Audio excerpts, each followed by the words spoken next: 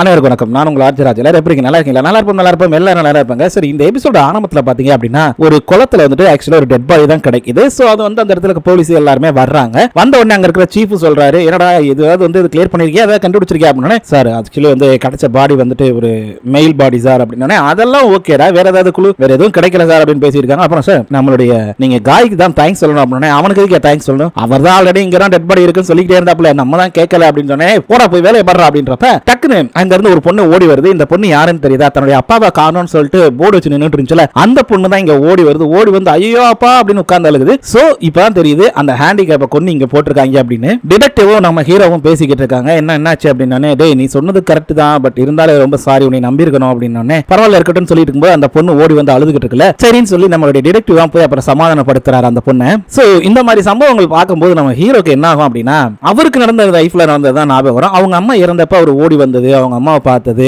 அதுக்கப்புறம் தனியா உட்கார்ந்து இருக்கும்போது அங்க இருக்கிற போலீஸ்காரர் தான் வந்து சமாதானப்படுத்தி அவருடைய கார்டெல்லாம் கொடுத்திருப்பாரு. உனக்கு எந்த ஹெல்ப்னாலும் என்கிட்ட கேள்றா அப்படின்னு சொல்லிட்டு. சோ இது எல்லாத்தையுமே அப்படியே ஞாபகம் வரும். அப்படியே ஒரு மாதிரி ஃபீல் ஆகி போய் கார்ல ஏறி உட்கார்ந்துக்கிறாப்ல. அவருக்கு வாழ்க்கையில் நடந்த அந்த சம்பவங்களை நினைச்சு அப்படியே ஒரு மாதிரி ஃபீல் ஆகி போய் உட்கார்ந்துருக்காப்ல. அப்படியே கட் பண்ணீங்க நம்ம ஹீரோயினை தான் காட்டுறாங்க ஆபீஸ்ல. அவங்க ரொம்ப மும்பரமா வந்து வேலை பார்த்துட்டு இருக்காங்க. பட் ஹீரோவோட ஃப்ரெண்ட் இருக்காருல, அவர் அப்படியே ஒரு மாதிரியா பார்த்துட்டு இருக்காரு. மிஸ்லிம், நான் ஆக்சுவலி உங்களுக்கு டின்னர் வாங்கி தரலாம் நினைக்கிறேன், நீங்க என்ன நினைக்கிறீங்க, எவ்வளவு டின்னர் இல்லாம அப்படின்னு. சாரி டைம் ஆகி போச்சு, எனக்கு வந்து வேலை இருக்கு, நான் வரல அப்படின்னு.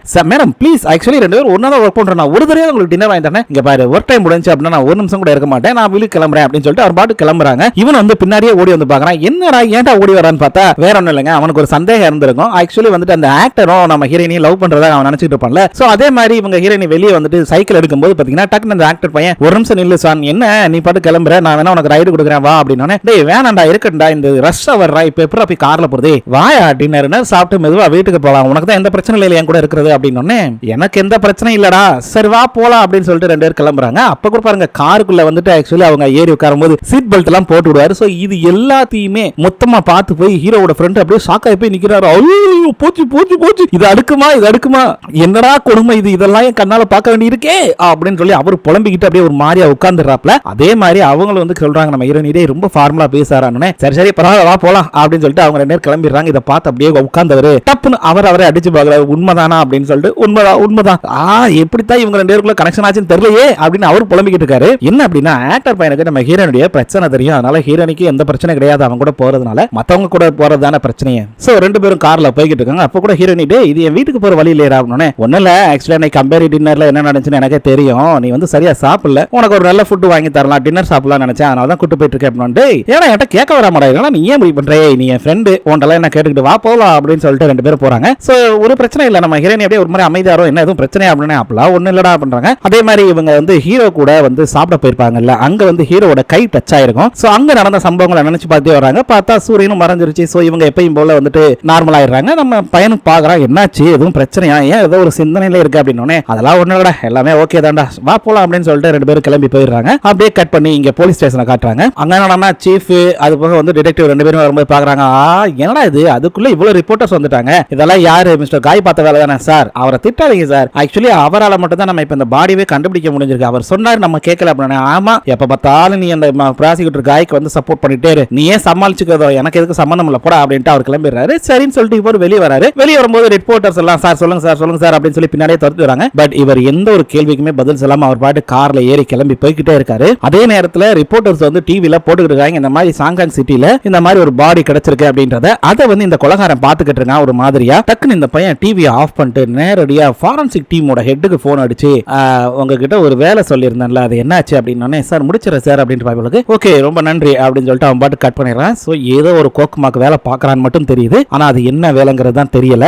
அதே மாதிரி இங்க இருக்கக்கூடிய அந்த டைரக்டர் இருக்காருல, அவர் வந்து நின்னுட்டு இருக்கும்போது நம்ம ஹீரோவை ஒன் சைடா லவ் பண்ணதுல அந்த பொண்ணு வந்து நின்னுகிட்டு இருக்கா. சார் ஆக்சுவலி இந்த கேஸை நான் தான் பார்த்துட்டு இருக்கேன், எனக்கு தான் வேணும், என்ன வளர்ற நீ என்ன விளையாடுறியா, ஆக்சுவலி வந்துட்டு அந்த பாடியை கண்டுபிடிச்சாரு நம்ம மிஸ்டர் காய் தான், சோ இந்த கேஸ் அவன்ட்டு தான் போகணும், நியாயப்படி அவனே பார்க்கட்டும் எல்லாமே, நீ ஒன்னும் தலையிடாத தேவையில்லாம அப்படின்னு சொல்லிட்டு அவர் பாட்டு கிளம்புறாரு. சார் நில்லுங்க சார் அப்படின்னா, போமா நான் கிளம்புறமா அப்படின்ட்டு அவர் பாட்டு கிளம்பி போய்கிட்டே இருக்காரு. இவங்க கடுப்பானவங்க பார்க்கணுமே குடுகுடுன்னு ஓடி வந்து, டேய் மிஸ்டர் காய் இருடா உன்னை கொல்றடா அப்படின்னு வேகமா உள்ள வர்றாங்க. உள்ள வந்து பார்த்தாங்க ஆபீஸ்ல யாருமே இல்ல. டக்குனு இவங்க டென்ஷன் ஆனவங்க, இருடா உன்னை கொல்றடா அப்படின்னு சொல்லிட்டு டபக்குன்னு கதவை பூட்டிட்டு போறாங்க. அதுக்கப்புறம் தான் பார்த்தா தெரியுது உள்ள இருந்து நம்ம ஹீரோயினியும் ஹீரோவோட ஃப்ரெண்டும் அப்படியே மெதுவா எந்திரிக்கிறாங்க. சார் நல்ல வேலை சார், நம்ம தப்பிச்சோம் சார் அப்படின்னு. ஆமா இந்த அம்மாட்ட சிக்கி இருந்தோம், நம்மள ஒரு வழி பண்ணிருப்பா அப்படின்னு பயந்துகிட்டே பேசுறாங்க. அடப்பாவி வந்தீங்களா, இவ்வளவு நேரம் ஒளிஞ்சாரா இருந்தீங்க அப்படின்ற மாதிரி இருக்குது. சோ நம்ம ஹீரோயினியும் அதுக்கப்புறம் வெளியே வந்து வர்றாங்க. ஆக்சுவலி ஆபீஸ்ல ஒர்க் பார்த்துட்டு வெளியே வந்து வர்றாங்க. அந்த நேரத்தில் அங்க இருக்கக்கூடியவங்க, அந்த ஆபீஸ் எல்லாம் ஒர்க் பண்றவங்க அவங்க எல்லாம் அந்த நியூஸை பார்த்துட்டு இந்த மாதிரி பாடி கிடைச்சிருக்கு அப்படின்ற மாதிரி பேசிக்கிட்டு இருக்காங்க. சோ இது வந்து இப்பதான் நம்ம ஹீரோயினியை கவனிக்கிறாங்க. என்னடா அது பாடி கிடைச்சிருக்கா அப்படின்னு பார்த்துட்டு டக்குன்னு மொபைல் எடுத்து செக் பண்ணி பாக்குறாங்க. பார்த்தா இந்த மாதிரி ஒரு மெயிலோட பாடி கிடைச்சிருக்கு, அவர் ஒரு ஹேண்டிகேப் அப்படின்ற மாதிரி போட்டுருக்குது. சோ இது எல்லாத்தையும் பார்த்தனே அவங்க ஒரு மாதிரி ஆயிடுறாங்க. ஏன்னா அந்த பொண்ணு வந்து இவங்க கிட்ட சொல்லியிருப்பாங்க, இந்த மாதிரி எங்க அப்பா காணாம போயிட்டாரு, அவர் எப்பயுமே தனியா எங்கேயும் போக மாட்டாரு, நான் கூட இருக்கணும் அவருக்கு, அப்ப நான் தான் அப்படின்ற மாதிரி சொல்லியிருப்பாங்க ஃபீலிங்கோட. சோ அது எல்லாத்தையும் நினைச்சு பார்த்து இவங்க ஒரு மாதிரி அப்படியே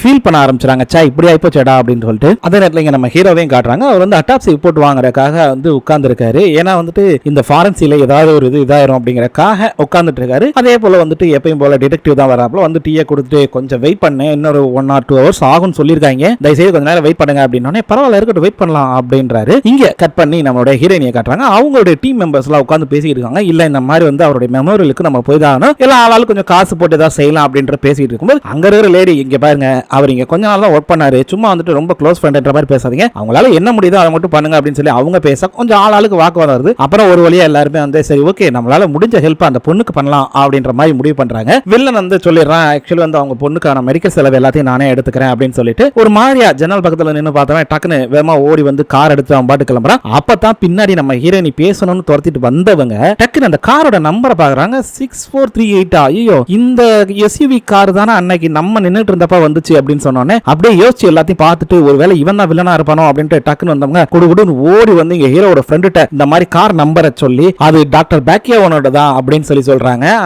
எனக்கு தெரியும் மேடம், கொஞ்சம் வெயிட் பண்ணுங்க அப்படின்னா இல்ல இல்ல நீங்க ஏன் வந்து இன்னும் அமைதியா இருக்கீங்க, கேஸ் இன்வெஸ்டிகேஷன் பண்ணிருக்கலாம்ல, அவரோட கார் தான் அது அப்படின்றப்ப அவர் நீங்க அரெஸ்ட் பண்ணிருக்கலாம்ல அப்படின்றப்ப இங்க பாருங்க வெயிட் பண்ணுங்க, எங்களோட சஸ்பெக்ட் லிஸ்ட்ல அவர் இருக்காரு, நாங்க இல்லன்னு சொல்லல, ஆனா அவரை தான் தீவிரமா மானிட்டர் பண்ணிட்டு இருக்கோம். இன்னொரு விஷயம் காயும் வந்து அதை தான் என்ன ஏதுன்னு பாத்துக்கிட்டு இருக்கான் அப்படின்னு. ஏன் இன்னும் அரெஸ்ட் பண்ணாம வச்சிருக்கீங்க, அரெஸ்ட் பண்ணி உள்ள போட வேண்டியதானே, அரெஸ்ட் பண்ணினா எப்படி அரெஸ்ட் பண்ணுவீங்க, ஏதாவது எவிடன்ஸ் ப்ரூஃப் வேணும்ல, நம்ம அரெஸ்ட் பண்ணணும் அப்படின்னா இப்போதைக்கு எந்த ப்ரூஃப்மே இல்லையே, அதனால அவனை அரெஸ்ட் பண்ணவும் முடியல அப்படின்ற மாதிரி இவர் சொல்லிட்டு இருக்காரு. எனது எவிடன்ஸ் ப்ரூஃபா, விட்னஸ் இருக்கு, ஒரு விட்னஸ் இருக்குல்ல, அதான் சொல்லிட்டு இருந்தீங்களா ஒரு விட்னஸ் இருக்கு, அந்த விட்னஸ் படிங்க தாராளமா வந்துட்டு நீங்க அவனை அரெஸ்ட் பண்ணலாமே அப்படின்னு சொல்லி இவங்க ஒரு மாதிரி எமோஷனலா பேசியிருக்காங்க. ஏங்க வெயிட் பண்ணுங்க, விட்னஸ் ஒன்னும் பெருசா இல்ல, இவன் தாங்கிறத கன்ஃபார்ம் பண்ற ஆளு இல்லையே அப்படின்றப்ப ஐயோ என்ன பண்றது தெரியல, இவன் பாட்டுக்கு எல்லாரையும் கொண்டுகிட்டு இருக்கானே அப்படின்னு சொல்லி இவங்க ஒரு மாதிரி இதாயிட்டு இருக்காங்க. மேடம் அமைதியா இருங்க கொஞ்சம் வெயிட் பண்ணுங்க, இந்த கேஸ என்னன்னாலும் சரிதான் காய் விட மாட்டான், கொஞ்சம் வெயிட் பண்ணுங்க, அதுவும் இல்லாம அவன் அட்டாப்சி ரிப்போர்ட் வாங்குறதுக்காக வெயிட் பண்ணிக்கிட்டு இருக்கான், வரட்டும் அதுக்கப்புறம் வச்சு செஞ்சுக்கலாம் அப்படின்றாரு. இவங்க யோ முடியலையே என்ன பண்றது தெரியலையே அப்படின்னு போய் புலம்பிக்கிட்டு இருக்காங்க. கட் பண்ணி நம்ம ஹீரோவை காட்டுறாங்க. இங்க வந்து போஸ்ட்மார்ட்டம் பண்ண டாக்டர் வராங்க. அவங்க வந்தானே அட்டாப்சி ரிப்போர்ட் என்ன ஆச்சு ஏதாச்சு அப்படின்னு சொல்லி கேட்டுக்கிட்டு இருக்காரு. அவரு சொல்றாரு கண்டுபிடிச்சிட்டோம், அதாவது வந்து அவருடைய பாடியில வந்து ரொம்ப தண்ணி எல்லாம் உள்ள போயிருக்கு, அவருடைய ஆர்கன்ஸ் ஃபுல்லாவே தண்ணியா தான் இருக்கு அப்படின்றாரு. ஓ அப்படியா, அதனால மூச்சு தானே இறந்திருக்காப்ல. ஆனா என்ன ஒண்ணு அப்படின்னா எனக்கு ஒரு விஷயம் தான் புரியல, அவரோட பாடியில சில கெமிக்கல்ஸ் நாங்க வந்து சப்ஸ்டன்ஸ் எல்லாம் எடுத்திருக்கோம் அப்படின்றாரு. அப்படியா என்னென்ன கெமிக்கல்ஸ் எடுத்திருக்கீங்க அப்படின்னோடனே இவர் சொல்றாரு இல்ல பிளாங்டன் அப்படின்ற ஒரு கெமிக்கல் வேற எடுத்திருக்கோம், அது ஒரு உயிரோட இருக்கும் போதே அவருடைய உடம்புல இன்ஜெக்ட் பண்ணிருக்காங்க, அது போக வந்து கொஞ்சோண்டு மணல் தண்ணி இது எல்லாமே அவருடைய பாடியில இருக்கு அவருடைய ஆர்கன்ஸ்ல அப்படின்ற மாதிரி சொல்றாரு. அது மட்டும் இல்ல அவர் உயிரோட இருக்கும் போதே அவருக்கு உடம்புல நிறைய கெமிக்கல்ஸ் எல்லாம் கொடுத்திருக்காங்க அப்படின்னோடனே அவங்க அப்படியே யோசிக்கிறாங்க, என்னது உயிரோட இருக்கும்போது அவன் உயிரோட இருக்கும் போதே தண்ணியில முக்கி கொண்டிருக்கானா அப்படின்ற மாதிரி நம்மளுடைய டிடெக்டிவ் சொல்லிக்கிட்டு இருக்காரு. அடா பாவி என்னடா அது ரொம்ப சைக்கோவா இருப்பான் போல இருக்கே ஒரு மாதிரியா அப்படின்னு அவர் ஒரு மாதிரி யோசிச்சுட்டு இருக்காரு ஒரு ஆங்கில. சரி அவருடைய பாடியில ஏதாவது ஸ்கிராச்சஸ் அதாவது காயங்கள் இருந்துச்சா அப்படின்னு கேட்கிறாரு. இருந்தது, அதை நான் நோட் பண்ணேன். என்ன அப்படின்னா அது வந்து அந்த தண்ணிக்கு பக்கத்துல இருக்கக்கூடிய சில கற்கள் இருக்கும்ல, அது கீறி விட்டா எப்படி இருக்குமோ அந்த மாதிரியான காயங்கள் தான் இருந்துச்சு. சோ அதெல்லாம் கீறி விட்டு அடிபட்டு உருண்டு போய் தான் அவர் வந்து அங்க தண்ணியில விழுந்திருக்காரு அப்படின்ற மாதிரி சொல்றாங்க. ஹீரோவும் டிடெக்டிவ் ஒரு மாதிரியா பார்த்துட்டு இருக்காரு. சரி வேற ஏதாவது அப்படின்னு இன்னொரு விஷயம் இருக்குது, அவருடைய ரத்தத்துல வந்து பாத்தீங்க அப்படின்னா ஃபேண்டானியா அப்படின்ற ஒரு வகையான கெமிக்கலை வந்து நாங்க கண்டுபிடிச்சிருக்கோம். இந்த கெமிக்கலை வந்து வெறும் 2 மில்லிகிராம் இருந்தா போதும் ஒரு மனுஷனையே கொன்ற அவனுடைய பிளட்ல சேர்ந்தா. ஆனா இங்க எனக்கு புரியாத விஷயம் என்ன அப்படின்னா ரொம்ப பர்ஃபெக்ட்டா நாங்க கண்டுபிடிச்ச அளவு பாத்தீங்க அப்படின்னா ரொம்ப ரொம்ப கம்மி. அதை வச்சு ஒரு மனிதனை வந்து அன்கான்சியஸ்க்கு கொண்டு போகலாம், அதாவது வந்து மயக்க நிலைக்கு கொண்டு போகலாம், அந்த அளவுக்கு மட்டும் தான் யூஸ் பண்ணிருக்காங்க. எனக்கு வந்து ஒரு விஷயம் தான் புரியல, இதை பண்ணவன் ரொம்ப பர்ஃபெக்ட்டா மெடிக்கல் லைன்ல இருக்கிறவனா தான் இருக்கணும், ஏன்னா அந்த அளவுக்கு தெளிவா வந்து அதை இன்ஜெக்ட் பண்ணிருக்கான். சோ ஹீரோவும் அதான் சொல்றாரு, ஆமா இதை பண்ணவன் ரொம்ப ஸ்பெஷலா ஸ்கில் உள்ளவனா தான் இருக்கணும் அப்படின்னு சொல்லி சொல்றாரு. அதே மாதிரி வந்துட்டு சரி ஓகே நீங்க வந்து அட்டாப்சி ரிப்போர்ட் எல்லாத்தையுமே தெளிவா வந்து சென்ட் பண்ணிருங்க எங்களுக்கு டிபார்ட்மெண்ட்டுக்குலாம் அப்படின்னு. சரி சார் அப்படின்னு சொல்லிட்டு எல்லாரும் வேலையை முடிச்சுட்டு அப்படியே நம்முடைய ஹீரோ அது போக டிடெக்டிவ் 2 பேருமே வெளியே வர்றாங்க. டிடெக்டிவும் உண்மையிலே நீங்க நல்ல வேலை பார்த்திருக்கீங்க, சரி நான் கிளம்புறேன் அப்படின்னு சொல்லி கிளம்புறாரு. அதே நேரத்தில் ஹீரோட ஃப்ரெண்டு போன் அடிச்சு ஆக்சுவலி வந்துட்டு நம்ம வந்து அந்த பேக்கியாவுக்கு எதிராக ஒரு அரெஸ்ட் வாரண்ட் ரெடி பண்ணோம்ல, அதை வந்து நம்மளுடைய சீஃப் வந்து ரிஜெக்ட் பண்ணிட்டாரு, உனக்கு அரெஸ்ட் வாரண்ட் கொடுக்கல அப்படின்னு. என்ன சொல்ற அப்படின்னு சொல்லிட்டு கட் பண்ணிட்டு நேரா வந்து சீஃப் தான் பாக்குறாரு. எதுக்காக அந்த அரெஸ்ட் வாரண்ட் வந்து நீங்க ரிஜெக்ட் பண்ணீங்க அப்படின்னு. டேய் இதேடா ரொம்ப இருக்கு, கரெக்டான ஒரு விஷயம் கொடுத்தீங்கன்னா தான் என்னால அரெஸ்ட் வாரண்ட் கொடுக்க முடியும், சும்மா எடுத்தவங்க அரசு வாரண்ட் கொடுக்க முடியாதா அப்படின்னு. இங்க பாருங்க சார், ஆக்சுவலி மிஸ்டர் பேக்கியானோ இருக்கார்ல, அவர் வந்து அவங்களுடைய ஒய்ஃப் மர்டர்ல சஸ்பெக்டா தான் நாங்க பாத்துக்கோம். சொல்ல போனா அவர் தான் பிரைம் சஸ்பெக்ட். சார் நீங்க எனக்கு வந்து அந்த ஆர்டரை கொடுக்கணும், அரெஸ்ட் வாரண்ட் கொடுக்கணும் அப்படின்ற மாதிரி இவர் கேட்டுக்கிட்டு இருக்காரு. சார் அவரோட ஒய்ஃப் அவர் தான் கொண்டிருக்காரு, எனக்கு வந்து அவர் அரெஸ்ட் பண்ணணும் அப்படின்னு. டேய் ஏன்னா அது அவருடைய பாஸ்ட்ல வந்து அவர் எல்லாத்தையுமே ப்ரூவ் பண்ணிட்டாரு, அவர் எதுவுமே பண்ணலன்னு சொல்லி. அப்புறம் எப்படிடா வந்து இது பண்ண சொல்ல போனா வந்துட்டு அவருடைய ஹாஸ்பிட்டல்ல நிறைய கெமிக்கல் இருக்கும். அது ஹாஸ்பிட்டல் நீ நினைக்கிற மாதிரிலாம் கிடையாது. வெறும் ஃபென்டானியா வந்து இவன் உடம்புல இருந்ததை காரணம் காட்டி எப்படிடா அவர் அரெஸ்ட் பண்ண முடியும், என்னடா விளையாடுறா அப்படின்னு சொல்லி சத்தம் போட்டு இருக்காரு. அதனால முடியவே முடியாது அவர் அரெஸ்ட் பண்றதுக்கான அரெஸ்ட் வாரண்ட். சும்மா நீ நினைச்ச உடனே அரெஸ்ட் வாரண்ட்லாம் கொடுக்க முடியாது தம்பி. அப்படி கொடுத்தோம் அப்படின்னா அது பெரிய பிரச்சனை ஆயிரும். கரெக்டான ப்ரூஃப் இருந்தா சொல்லு, வேணா தர்றேன் அப்படின்றாரு. ப்ரூஃப் வேணும் அப்படின்னா கண்டிப்பா நான் அவனுடைய வீட்டை சர்ச் பண்ணி ஆகணும், அட்லீஸ்ட் சர்ச் வாரண்டாவது கொடுங்க எனக்கு அப்படின்ற மாதிரி கேட்கிறாரு. யாரு? அந்த பேக்கியானோட வீட்டை சர்ச் பண்றதுக்கு. பட் இவர் என்ன சொல்லிருந்தாரா, இங்க பாரு கரெக்டான ப்ரூஃப் இல்லாமையோ கரெக்டான விஷயம் எவிடன்ஸ் இல்லாமையோ வந்துட்டு என்னால எதுவுமே பண்ண முடியாது, நீ நினைச்ச உடனே கேட்கறதுக்கு நான் ஒன்னும் ஜட்ஜ் கிடையாதுப்பா, புரிஞ்சதா அப்படின்னு சொல்லி சத்தம் போட்டு அனுப்பிடுறாரு. என்னால இப்போதைக்கு கொடுக்க முடியாதுன்னு சொன்னோன்னே நம்ம ஹீரோவும் டென்ஷன் ஆகி வந்துறாரு. அதே நேரத்தில் இங்க ஹீரோட ஃப்ரெண்ட் ஐயோ போச்சு அப்படின்னா என்ன சின்னாச்சு அப்படின்னு ஒன்னுல ஹீரோ கேட்டிருந்த அந்த அரெஸ்ட் வாரண்ட் அது போக சர்ச் வாரண்ட் எல்லாத்தையுமே ரிஜெக்ட் பண்ணிட்டாங்க. இப்போ அவன் வந்தவொடனே ஏதோ ஒன்று பண்ணுவான், என்ன பண்ண போறான்னு தெரியல அப்படின்னு 2 பேரும் யோசிச்சுட்டு இருக்கும்போது டக்குனு ஹீரோ உள்ள வராரு. வந்தவர் டக்குனு நம்ம உடனே இமீடியட்டா அந்த ஹாஸ்பிட்டல் எல்லாத்தையும் சர்ச் பண்ணி ஆகணும், வாங்க போலாம் அப்படின்னு சொல்லிட்டு கிளம்புறாரு. பார்த்தா நம்ம ஹீரோனுக்கு திடீர்னு வயிற்று வலிக்குதுன்னு சொல்லிட்டு ஆஸ்பத்திரியில் கொண்டு போய் சேர்க்கிறாங்க. அவங்க வலிக்குதே நான் செத்துறோம் போல இருக்கேன், காப்பாத்துக்கமா அப்படின்னு போட்டு கதறிக்கிட்டு இருக்காங்க. டக்குனு அப்பதான் என்ன நடந்துச்சு அப்படின்னு காட்டுறாங்க. ஏன்னா இவங்க வந்து 2 பேரும் கிளம்பும்போது ஒரு நிமிஷம் இல்லைங்க, ஆக்சுவலி வந்துட்டு நீங்க சும்மா போனீங்க அப்படின்னா மாட்டிக்குவீங்க, அதுக்கு ஏன்ட்ட ஒரு ஐடியா இருக்குன்னு சொல்லிட்டு டக்குன்னு கீழே படுத்து எனக்கு வயிறு வலின்னு சொல்லுங்க, ஹாஸ்பிட்டல்ல இருந்து வர சொல்லுங்க அப்படின்னு. இவர் அப்படியே பாக்குறாரு. ஆனா அதை நம்பணும்ல, அதனால நம்ம வேணா மீட்போம் அப்படின்னு டக்குன்னு என்னடாச்சு அறிவு கிட்ட பயல்களா, இப்ப நீங்க தனியா போனீங்க அப்படின்னா சிக்கிக்குவீங்க, இதே ஒரு பேஷண்டோட போனீங்கன்னா அப்போ நீங்க ஈஸியா உள்ள போகலாம், அவங்க கிட்ட மாட்டிக்கவும் மாட்டீங்க அப்படின்ற மாதிரி இவங்க சொல்றாங்க. சரி ஓகே, அந்த ஐடியாக்கு அக்செப்ட் பண்ணிட்டு தான் நம்ம ஹீரோனிக்கு வயிறு வலின்னு சொல்லி இங்க ஹாஸ்பிட்டல்ல தூக்கிட்டு வந்து போட்டுருக்காங்க. சோ உள்ள வந்தவங்க ஆல்ரெடி பிளான் பண்ண மாதிரியே வந்துட்டு எல்லாமே பண்றாங்க. நம்ம ஹீரோ அது ஹீரோட ஃப்ரெண்ட் 2 பேருமே கிளம்பி போறாங்க. என்ன அப்படின்னா இவங்க வந்து ஆல்ரெடி பிளான் பண்ணிருப்பாங்க, இந்த மாதிரி இந்த பேஸ்மெண்ட்ல தான் அங்க வந்து மெடிக்கலுக்கான நிறைய கெமிக்கல்ஸ் வச்சிருக்காங்க, நம்ம அங்க போய் ஆகணும் அப்படின்றப்ப நம்ம ஹீரோனி அப்ப நான் என்ன பண்ணணும், உனக்கு வேற ஒரு வேலை வச்சிருக்கேன் அப்படின்றாரு. என்னன்னு தெரியல. பட் அவங்க போனதுக்கு அப்புறம் பாத்தீங்க அப்படின்னா நம்ம ஹீரோனி அப்படியே மெதுவா எந்திரிச்சு அந்த குளுக்கோஸ் இதோடயே அப்படியே தள்ளிக்கிட்டே வெளியே வர்றாங்க. வெளியே வந்து போகும்போது ஒரு நர்ஸ், மிஸ் லிம் என்னது இங்க வந்திருக்கீங்க, வாங்க போலாம், நீங்க வந்து ஆக்சுவலி அங்க இருக்கணும் அப்படின்னு. ஐயோ ஒன்னும் இல்லாமா ஒரு மாதிரி அறிஞ்சு வயிறு வலி தலைவலி அதாமா அப்படின்னு சொல்லிட்டு இருக்கும்போது அட வாங்க உள்ள போலாம், ஐயோ எனக்கு பயமா இருக்கு அங்க வர்றதுக்கு அப்படின்னு சொல்லிட்டு இந்த வயசானவங்க ஒரு சேட்டை பண்ணுவாங்களே எனக்கு பயமா இருக்கு அப்படின்னு சொல்லிட்டு அது மாதிரி இவங்க சொல்லி தப்பிச்சுக்கிட்டு இருக்காங்க. வம்படியா இழுத்து கொண்டு போய் உட்கார வச்சு அவங்களுக்கு பிளட் டெஸ்ட் எடுக்கலாம்னு சொல்லிட்டு கூட்டு போறாங்க. அதே நேரத்தில் இங்க அந்த பேக்கியானுக்கு வந்து பாத்தீங்க அப்படின்னா தகவல் போயிருது, இந்த மாதிரி லிம்சின் வந்து அங்க வந்திருக்காங்க, ஹாஸ்பிட்டல் அட்மிட் இருக்காங்க அப்படின்னு சொல்லிட்டு உடனே அவன் குடுகுடுன்னு ஓடி வந்து கார் எடுத்துட்டு வேகமா வர்றான். போச்சு ஏதோ ஒரு பிரச்சனை ஆயிருச்சு, மாட்டிக்க கூடாது அப்படின்னு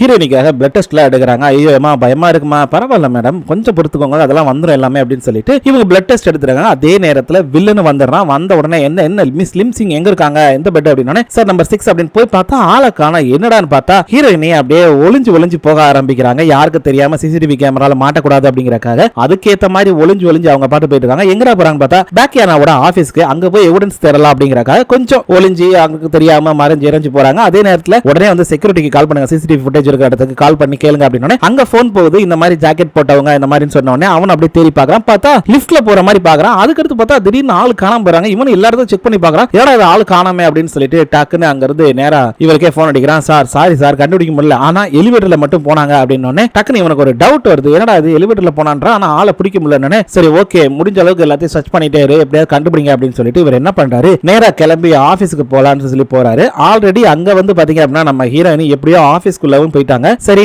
போறதுக்கு வழி கிடைச்சது அப்படின்ட்டு போனவங்க எவிடன்ஸ் தேடிக்கிட்டு இருக்காங்க. ஒவ்வொரு இடமா தேடிட்டே இருக்கும்போது டக்குனு அங்க இருக்கிற டிராயர்ல ஓபன் பண்ணி பாக்குறப்ப அந்த சேவிங் செட் பிரஷ் அதுன்னு வச்சிருப்பாங்கல்ல, டிஎன்ஏ டெஸ்ட் எடுக்க தேவைப்படும் சொல்லி அதுல இருந்து ஒன்னு எடுத்து வச்சுக்கிறாங்க. இவங்க இங்க எவிடன்ஸ் எல்லாம் தேடிக்கிட்டு இருக்காங்க, பேப்பர் ஏதாவது கிடைக்கிறா என்ன பண்ணலாம் ஏது பண்ணலாம்னு. அந்த நேரத்துல அங்க வில்லன் வந்துடுறான். வந்துட்டு அங்க இருக்கிற முன்னாடி ரிசப்ஷனிஸ்ட் இருப்பாங்கல்ல அவங்க கிட்ட கேட்டுக்கிட்டு என்ன தேடி யாராவது வந்தாங்களா அப்படின்னு. அப்பெல்லாம் யாரும் வரலையே சார், இப்போ வரைக்கும் நான் இங்க தானே இருக்கேன் அப்படின்னு. கரெக்டா அந்த நேரத்தில் டப்புன்னு ஒரு சவுண்ட் கேக்குது. ஏன்னா உள்ள இருக்கிற ஹீரோனிக்கு இவனோட வாய்ஸ் கேட்டனே டக்குன்னு மூடுவாங்க. அந்த சவுண்ட் கேட்டனே அப்படியே பாக்குறாங்க, இங்கதான் இருக்கா போல இருக்கு அப்படின்ட்டு மெதுவா அப்படியே உள்ள வர்றான். கதவை திறந்து உள்ள வந்து அப்படியே மெதுவா தேட ஆரம்பிக்கிறான். எங்கடா இருக்காளா இல்லையா அப்படின்னு சொல்லிட்டு உள்ள வந்தவன் அப்படியே தேட ஆரம்பிக்கிறான். டக்குன்னு மெதுவா போய் டேபிள்குள்ளேயும் பாக்குறான், அதாவது டேபிள் கடியில இருக்காங்களான்னு. அங்கேயும் இல்ல. சரின்னு சொல்லிட்டு அப்படியே ஒவ்வொரு இடமா பாக்குறான். பார்த்துட்டு அங்க 2-3 டோர் இருக்கும். அதுல முதல்ல ஒரு டோரை திறந்து பாக்குறான், இல்ல. சரின்னு சொல்லிட்டு 2வது டோர் கிட்ட அப்படியே பக்கத்துல போறான். பார்த்தா அங்கதான் நம்ம ஹீரோயினி ஒளிஞ்சிருக்காங்க. ஐயோ வர்றானே வந்துட்டு சிக்கக்கூடாது அப்படின்னு ஒரு மாதிரியா மூச்சை பிடிச்சிட்டு நின்று இருக்காங்க. டக்குன்னு மெதுவா வந்து அப்படியே அந்த டோரை திறந்து அப்படியே உள்ள போய் பாக்குறான். டக்குன்னு அந்த நேரத்துல சார் அப்படின்னு என்னாச்சு அப்படின்னா, சார் லிம்சினுடைய